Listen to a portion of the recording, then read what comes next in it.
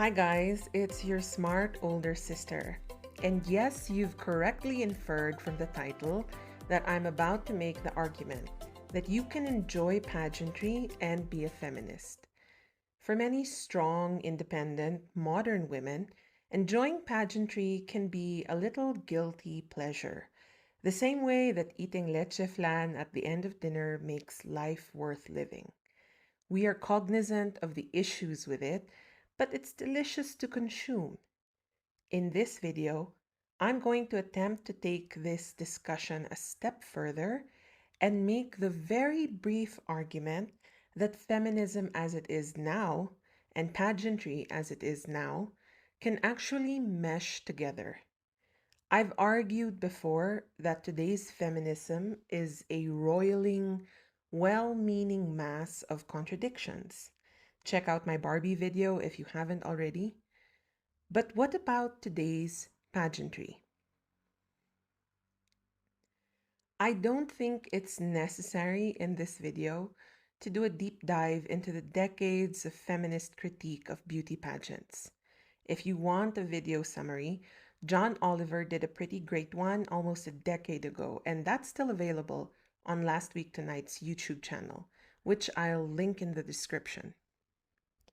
If you look up beauty pageants on Google, you'll find no end of articles making the argument that the continued existence of beauty pageants is bizarre in the new millennium. One of my favorites was by Rhonda Gerlich for the New York Times in January of this year, where she recapped the last Miss Universe competition and wrote one of the most comprehensive critiques I've read in years. In acknowledging how contestants are meant to embody their nations and how Miss Universe is ultimately meant to embody idealized womanhood, she writes, beauty pageants complicate the woman as country motif.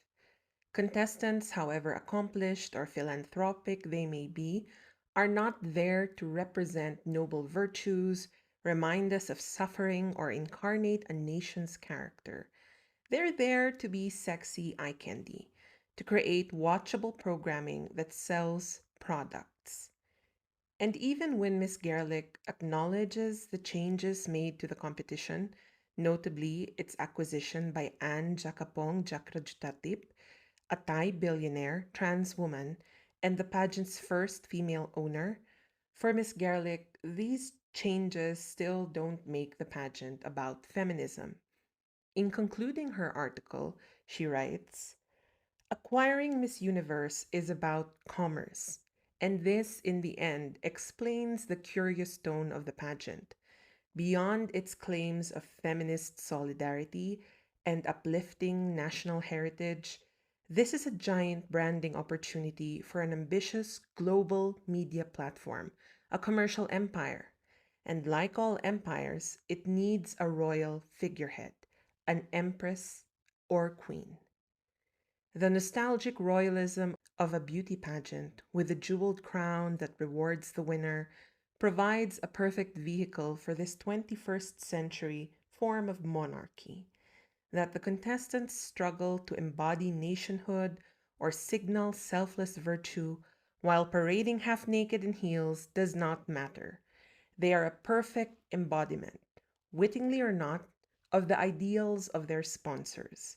They are less citizens of specific individual countries than they are of the marketplace writ large, with its standardized beauty conventions and practices, and our new, and also our old, universe.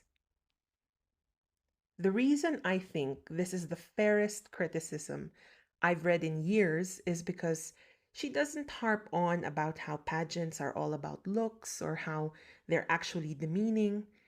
Beauty has always been a commodity, and beauty pageants began in the 1800s as a way of selling that commodity through the pageant winner. We've come a long way, but that aspect of beauty pageants is still there, and I don't really have a rebuttal for that. What I do have a rebuttal for is the persistent argument that the very fact that pageants include physical assessments makes it incompatible with feminism. In other words, the fact that women are judged for their appearance and fitness at all makes pageants garbage, and therefore we shouldn't pay any attention to them. First, let's not forget that pageants have evolved in order to stay relevant, and that's nowhere more evident in Miss Universe, where among the most recent changes is the removal of the age limit on competitors. They're also allowing mothers and married women to compete, and they've allowed trans women to compete since 2018's Miss Spain. The pageants that have survived into the 2020s, and Miss Universe in particular, are about finding a spokesperson for your brand. She has to be beautiful and fit, yes, but because the modern woman is about so much more than that, the pageants also put a premium on intelligence, charisma, and accomplishment. I invite the naysayers to look at the profiles of all 85 delegates for this year's Miss Universe. This pool has lawyers, doctors, scientists, journalists, accomplished businesswomen, and so much more. Beyond that, even a cursory look into their backgrounds will show that the individual delegates are women who have been through a lot, not just in order to prepare for this competition, mind you. Many of the frontrunners seem like they were forged in the flames of adversity. So if you can look through those profiles and still claim that this pageant is all about looks, I don't know what to tell you. You either can't read or you're simply being disingenuous. Second, let's not lose sight of the fact that beauty is subjective. And on the Miss Universe stage, we are introduced to dozens of women who are beautiful in their own way.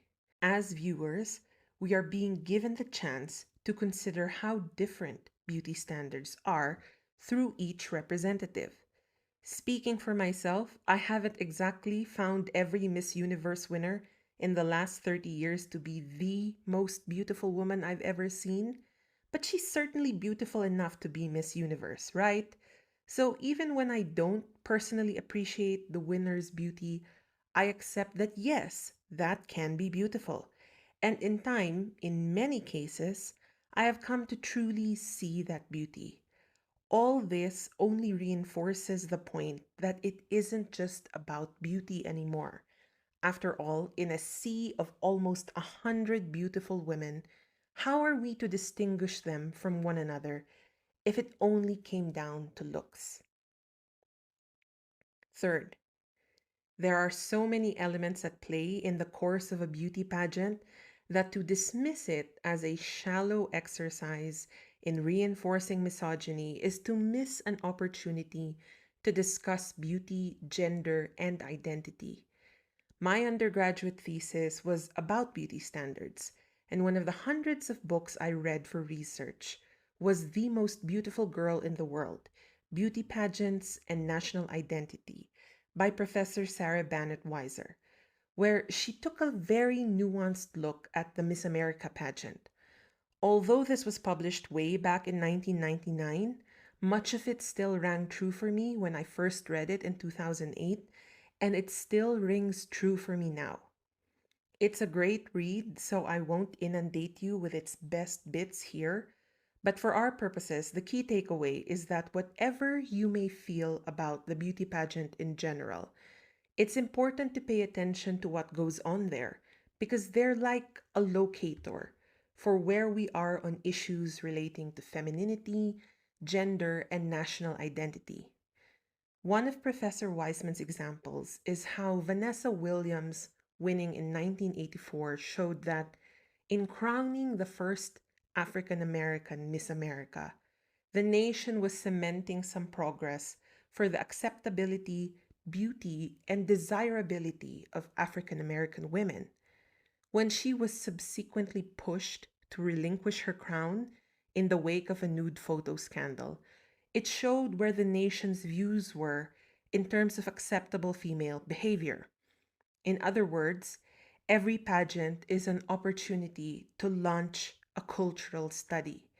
If we take Miss Universe now, which accepts women of all ages, heights, weights, married and unmarried, with kids and childless, cisgender and transgender, we can see that the emphasis now is on inclusion and variance. Fourth, it isn't an inherently bad thing that appearance is judged at beauty pageants. I know this is contentious, but I've argued this before a panel of my most strident feminist professors before, and if they can hear me out and grade me well, I think you can make it to the end of this without clicking away or commenting angrily before I'm done. Pageant contestants these days, in particular Miss Universe contestants, are judged comprehensively on their physique, intelligence, and personality. This, to me, makes sense because when you're looking for the ideal embodiment of womanhood, you aren't just looking at brains. If that were the case, we'd be watching maybe Jeopardy. We'd be watching Jeopardy. This isn't a therapy show either, so it's not just about having a great personality. More to the point, if we can celebrate intelligence and having a good personality, I don't think it's shallow to celebrate beauty. And when you place emphasis on having a measure of all three in order to be aspirational, where is the issue? Where is the issue in wanting a well rounded ideal? Sure, we can argue about how certain beauty standards are problematic or exclusionary, but we've covered that. If anything, a pageant stage is a place to negotiate standards of beauty. I may not have found X, Y, or Z beautiful before, but when that comes striding down that runway bearing a crown, I may change my mind. And if your issue is, well, why should there be any ideals to begin with? Honey, no one's forcing you to have them. This is for the rest of us who haven't fully embraced that kind of postmodernism yet. In conclusion, there are warranted criticisms of pageants.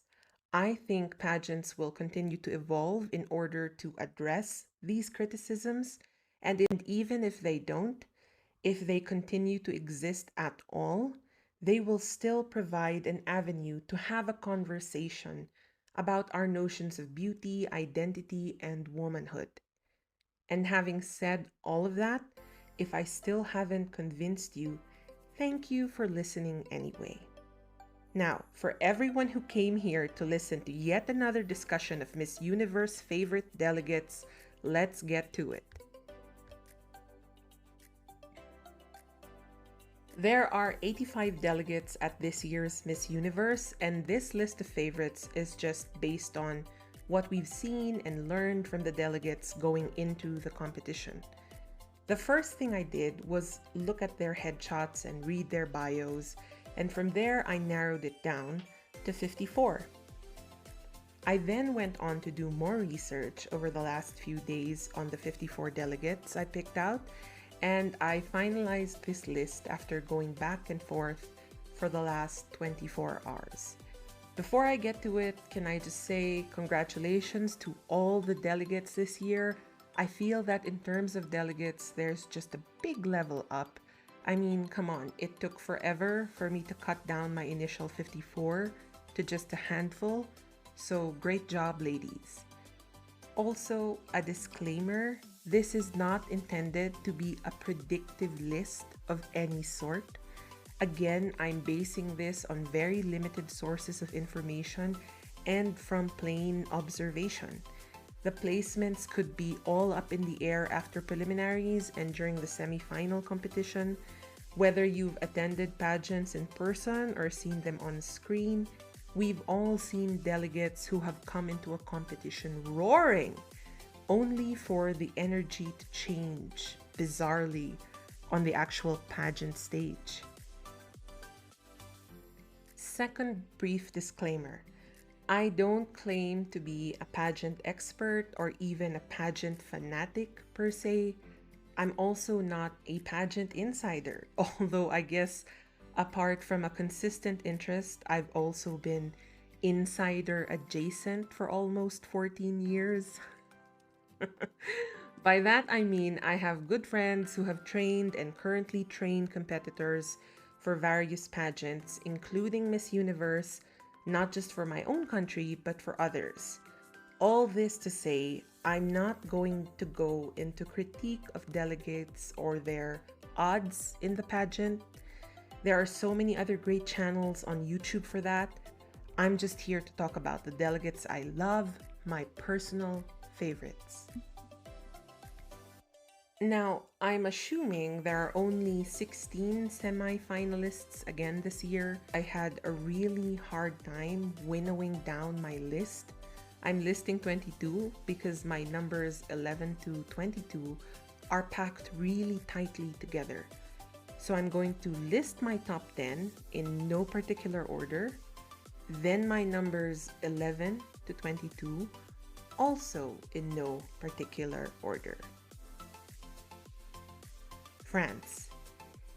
This Miss France is not only very well educated, she's multilingual, at least French, Spanish, and English from what I've seen, and she's also a radio personality, so she knows how to communicate and her media work is impressive. I also just love her energy from what I've seen from her, so very strong delegate going in. India. So India is a self-taught dancer who is already a huge success in one of India's biggest reality dance shows. That is saying something because if you've got any Indian friends and had any sort of exposure to Indian media and culture, dance is huge in India. She's also a choreographer, which is a deeper facet to her craft. So I'm very, very impressed with her. Dominican Republic. Gorgeous girl. Graduated from the Lee Strasberg Theater and Film Institute, models, and is studying political science and philosophy. She's very well spoken and presents very well. Jamaica. Miss Jamaica is a medical doctor and seems to be very committed to campaigning for the personal development of young girls through education and mentoring. She isn't just very pretty, she seems to have this really fun, joyous energy about her, which I've really enjoyed while I was researching the delegates. South Africa. Of course, I'm going to show extra love to the lawyers, right? But in Miss South Africa's case, she has the kind of charisma and speaking ability that even if I didn't know she was a lawyer, I'd guess she was a lawyer. She's of Indian heritage and advocates unsurprisingly well for the empowerment of women. Thailand. Is this finally the year for Thailand? I wouldn't be surprised if it were, because what I like about this year's delegate isn't just that she's great to look at, but I'm a fan of how she articulates herself. So, for example, she very specifically wants to empower women financially. She said that she's inspired by the people whom she helps and that she's happiest when she makes them happy. If you're a cynic, those last two statements might make you sneer, but I'm actually impressed. I actually believe her. She articulates very clearly how she thinks people, specifically women, should be helped and derives happiness from helping them. So yes, if this is the year for Thailand, I get it. Peru. I love me an award-winning athlete, and this Miss Peru placed first and third in her division for track and field in the United States Junior Olympics. She might have gone on to be an Olympic athlete, but she unexpectedly had a rare condition where 3 major arteries in her brain began malfunctioning. While she survived the condition thanks to a timely surgical intervention, doctors were clear that she couldn't do track and field anymore. She found her way to pageantry and placed in the top 10 of Miss Grand International, so I'm going to keep an eye out for this girl. Colombia. Colombia is beautiful, of course, but she's also a journalist, and if this particular delegate takes home the crown this year, I feel it would be groundbreaking because she'd be the first woman to do it as a wife and mother.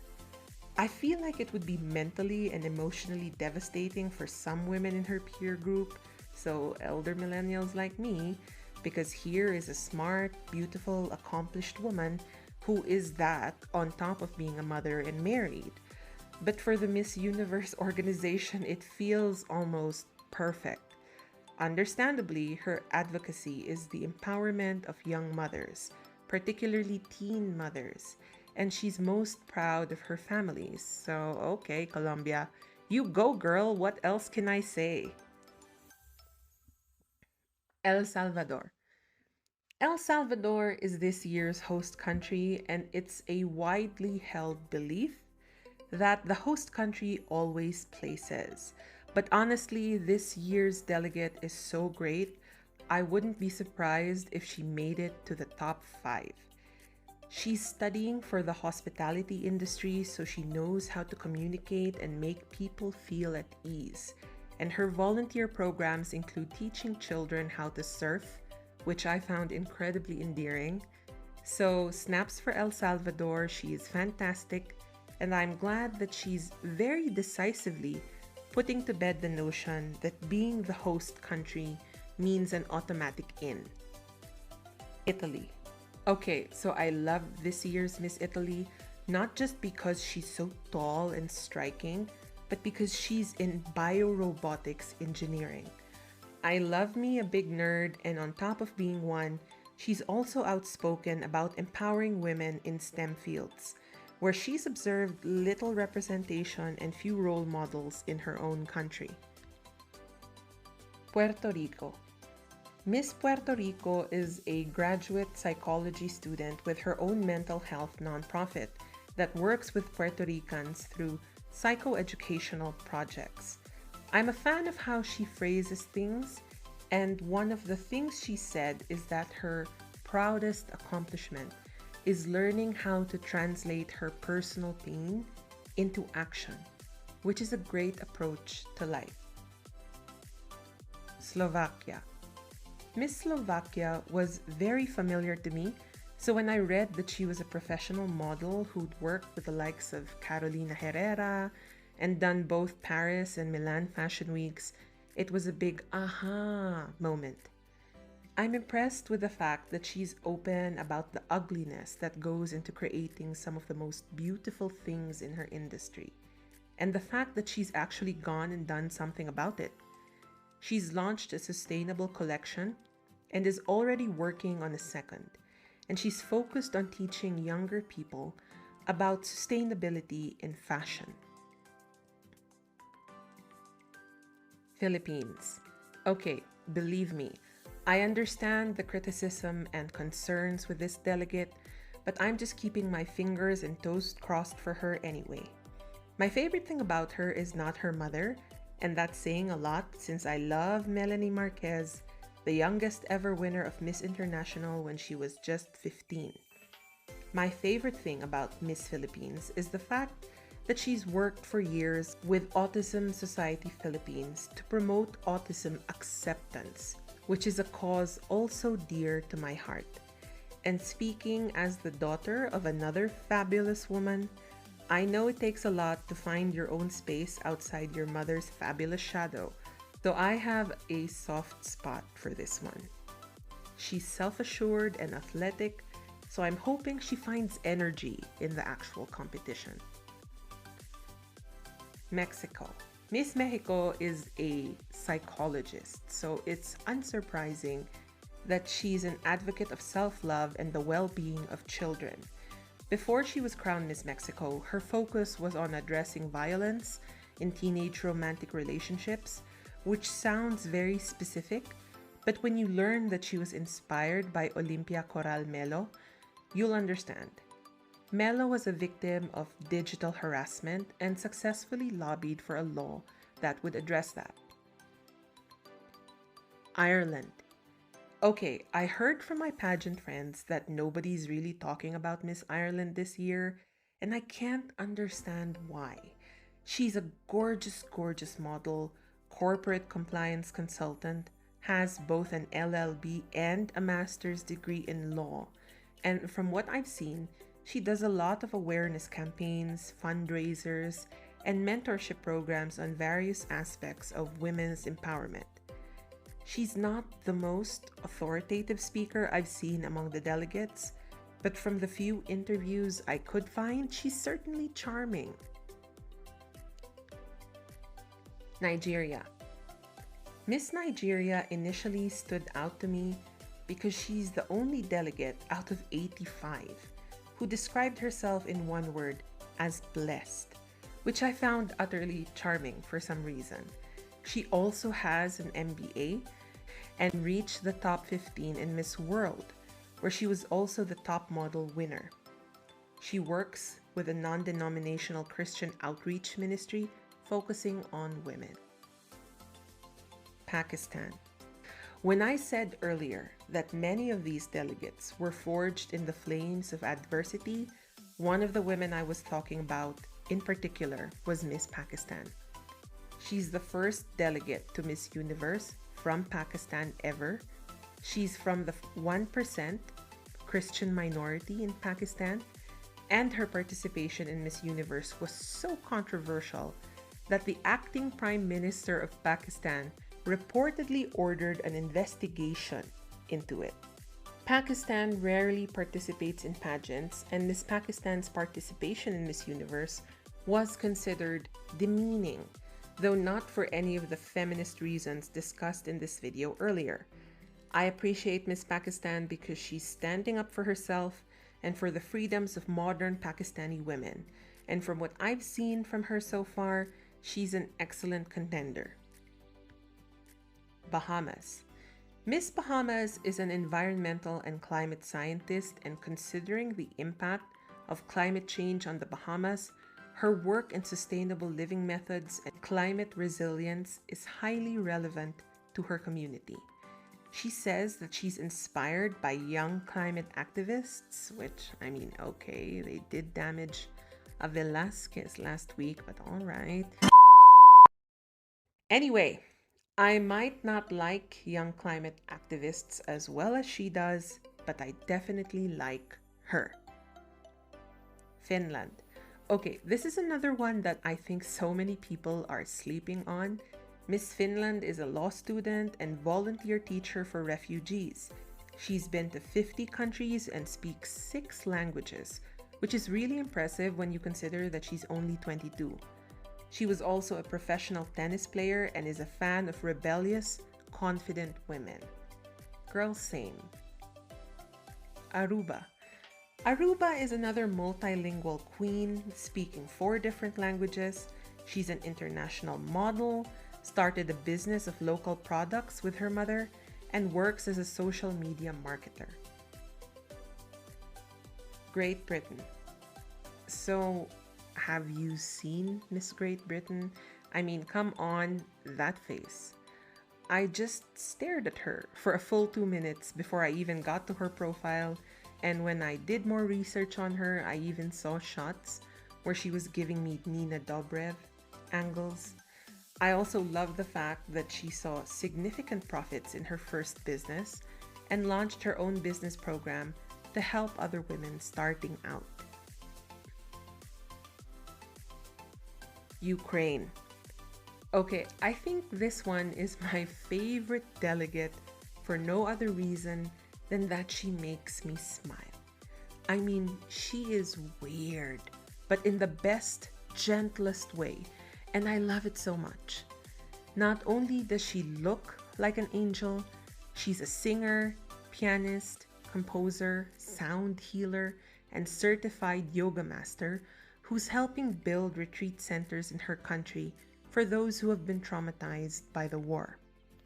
And here's the kicker, she's a peace ambassador for SETI, or the Center for the Study of Extraterrestrial Intelligence, and she speaks at length about how happy it makes her to be in contact with extraterrestrials through certain protocols and how this contact can help move humanity towards universal peace. Yes, I am acutely aware of how it sounds, but that's also why I adore her.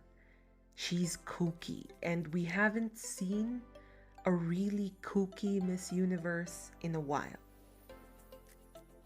So there you have it, kids. Your smart older sister's Miss Universe 2023 favorites.